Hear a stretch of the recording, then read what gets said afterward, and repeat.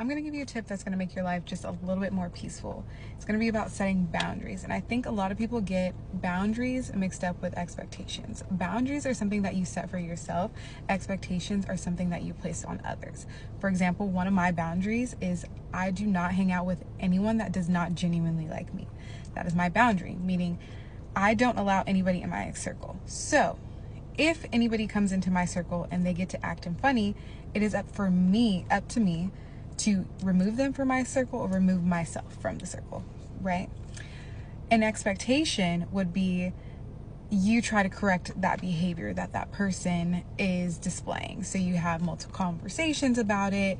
You want to change them. That's an expectation because you're placing it on them to show up in your life and genuinely like you.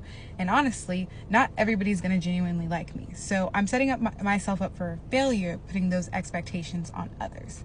Why I say that this creates a little bit more peace in your life is because you no longer move through life trying to correct others. The only thing you're trying to do is correct yourself and make sure that you're upholding your boundaries. It gives you a little bit more control over all of the aspects of your life because you don't allow others to dictate what you are going to allow, right? So if I was setting out expectations for everyone to genuinely like me, I would be feeling constant rejection if people are not showing up in a space that makes me feel welcomed or makes me feel like you're cheering for me or situations like that. It also allows you to meet people where they're at. And if they don't display energy or just behavior that you find acceptable, it's not up to you to correct that behavior. All you have to do is pivot. And that could work for any boundary that you have. For example,